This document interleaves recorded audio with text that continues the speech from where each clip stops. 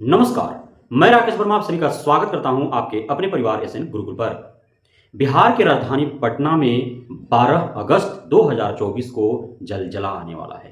पूरे पटना को पाट दिया जाएगा। पूरे पटना में बिहार के कोने-कोने से प्रत्येक जिला के, प्रत्येक प्रखंड के, प्रत्येक पंचायत के, प्रत्येक गांव के, प्रत्येक गली मोहल्ले कस्बे बस्ती से 3 लाख से भी अत्यधिक टीआरई 3.0 में सम्मिलित बिहार के शिक्षक, अभ्यर्थी, महिला और पुरुष सभी पटना की ओर कूच करने वाले हैं और पटना प्रशासन के पास शक्तिहीन हो जाएगी कि वे इतनी बड़ी तादाद को, इतनी बड़ी संख्या को वह संभाल पाए।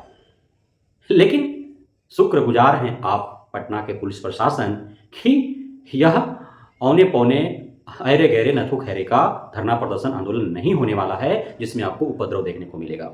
यह बीपीएससी आयोग से शिक्षक बनने वाले बुद्धिमान, ज्ञानी, सुसंस्कारी, विवेकशील, बुद्धिमान, बुद्धिजीवी वर्ग के लोगों का जमावड़ा लगने वाला है। तो इसमें बेहद ही शांतिपूर्ण तरीके से ये अपनी मांगों को रखेंगे। इनकी मांगे हैं क्या?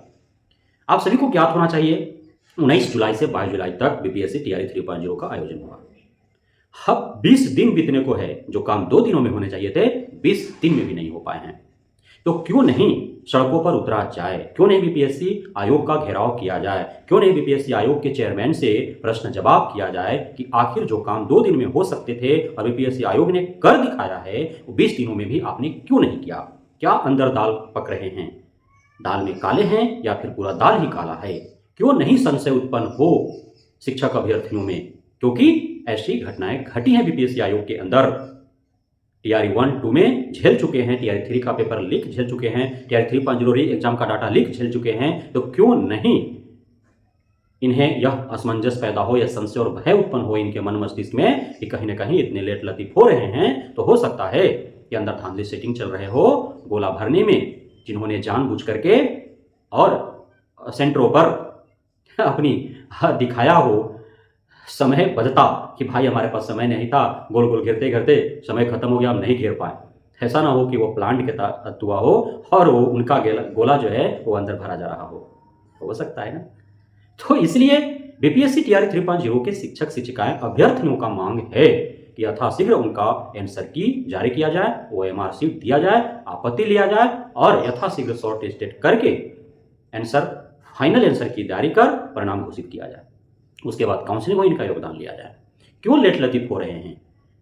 सही है, परिणाम देने में आपको थोड़ा और समय लगेंगे, लेकिन उससे पूर्व का कार्य आप करवा सकते हैं। 2-3 बार आपको आंसर की जारी करने पड़ेंगे, 2-3 बार आपत्ति लेने पड़ेंगे, तब फाइनल आंसर की आप जारी करेंगे, उसके बाद ही परिणाम घोषित करेंगे ना। तो एक कार्य करवानी चाहिए आपको। अन्य मांगों को लेकर के भी शिक्षक शिक्षिकाओं की जमावड़ा है। इसमें क्या है? तो 1 कैंडिडेट 1 रिजल्ट, 1 कैंडिडेट 1 रिजल्ट। इनका दलील है कि भाई आप एक ही आदमिया को सब जगह दे रहे हैं तो अन्य लोगों का हकमारी हो जा रहा है। तो क्यों नहीं एक आदमी को एक ही जगह आप दे? साथ ही इनका कहना है कि आप हड़बड़ी में गड़बड़ी करते रहे हैं। टीआरई 1 टीआरई 2 में आपने जैसे जैसे काउंसलिंग करा लिया, अब उनको कई महीना से पेमेंट दे रहे हैं, उनके ट्रेनिंग पर आपने खर्च कर लिया, अब उनके जगह पर दूसरा का भी नहीं हुआ और पता चल रहा है कि प्रत्येक दिन आप सैकड़ों की तादाद में टीआरई 1 टीआरई 2 से नॉन शिक्षक शिक्षकों को विभिन्न जिलों के डीओडीपी द्वारा छटवा रहे हैं। ये क्यों?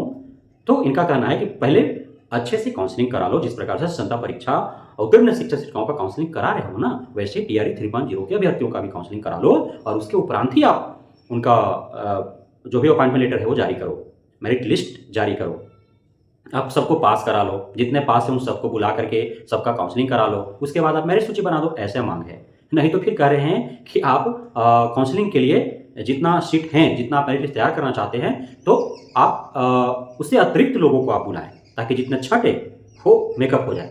आप वेटिंग लिस्ट जारी कर दो, सब एंट्री जल्द दो उनके बदले में। ये सारी मांगे हैं। क्यों नहीं आप वेटिंग लिस्ट जारी कर रहे हो?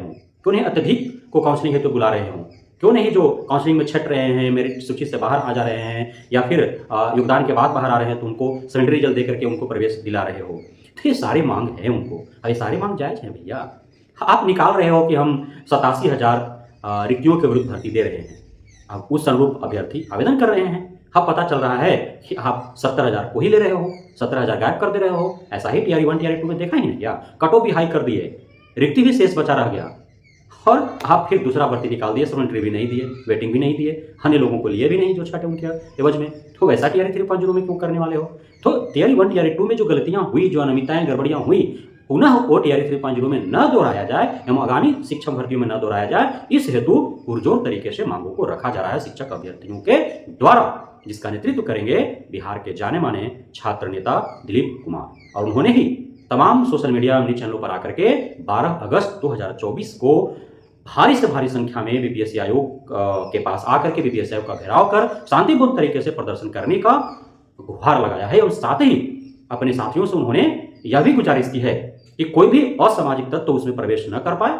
यदि कोई भी असामाजिक तत्व दंगा फसाद करने का प्रयास करे, हमारे आंदोलन को दुष्प्रभावित करने का प्रयास करे, कोई भी शांति भंग करने का प्रयास करे, तो उसे स्वयं आप और हम कॉलर पकड़ करके और पुलिस को हाथों में जाकर के थमा दो, ये हमारा आदमी नहीं है, असामाजिक तत्व है, हमारे इससे कोई लेना नहीं है, इसे बंद करो जेलों में। क्योंकि जितने भी आज तक धरना प्रदर्शन आंदोलन हुए हैं शांतिपूर्ण तरीके से अपनी मांगों को लेकर के, उसमें कुछ असामाजिक तत्व प्रवेश करके और सारे भंग कर देते हैं, सारे आंदोलन का तहस नहस कर देते हैं, और फिर वह आंदोलन का रुख ही दूसरी तरफ मुड़ जाता है। सरकार को फिर एक लूपहोल मिल जाता है उस आंदोलन को दबाने के लिए, और जो मांगे होती हैं उसको दरकिनार करके फिर जो असामाजिकता होती है, जो उपद्रव होते हैं, उस ओर ध्यान आकर्षित हो जाता है। सारे पक्ष विपक्ष जो है राजनीति करना प्रारंभ कर देते हैं। तो इसमें किसी नेता को, किसी दल को राजनीति करने का अवसर न प्रदान हो, किसी भी तरफ से कोई सामाजिकता इसमें, असामाजिकता इसमें नजर न आए, कोई असामाजिक तत्व तो इसमें प्रवेश न कर पाए, इस हेतु भी छात्र नेता दिलीप कुमार के तरफ से गुहार लगाए गए हैं। तो आप सभी जितने भी शिक्षक शिक्षाएं अभ्यर्थी गण हैं टीआरई 3.0 में सम्मिलित हुए, चाहे वो बिहार के हों या बिहार से बाहर के हों, आप अपने हक अधिकार की लड़ाई हेतु अवश्य ही 12 अगस्त को बीपीएससी आयोग के समक्ष शांतिपूर्ण तरीके से धरना देने का प्रयास करें और अपनी मांगों को रखें, ताकि जो पूर्व में गलतियां, अनियमितताएं, गड़बड़ियां बीपीएससी आयोग शिक्षा विभाग बिहार सरकार के द्वारा की गई, वह उसकी पुनरावृत्ति न हो, पुनः दोहराया ना जाए, और आप सभी जितने भी योग्य और सही शिक्षक अभ्यर्थी हैं वो बोर्ड पर हों। ऐसा न हो कि टीआरई 1 टीआरई 2 के बाद ही सारे फर्जी और अयोग्य बोर्ड पर, योग्य और सही रोड पर हो जाए। तो इस को समाप्त करने के लिए आप सभी को एकजुट होकर के एक बैनर तले अपनी मांगों को रखने की आवश्यकता है। हम भी गुजारिश करेंगे कि आप जाएं और वहां अपनी बातों को रखें, अपनी मांगों को रखें, और आपका जो हक अधिकार है वो आपको मिले। बहुत बहुत धन्यवाद आप सभी साथियों का हमारे साथ जुड़े रहने के लिए, बने रहने के लिए, इतना प्यार देने के लिए, हम पे भरोसा बनाए रखने के लिए।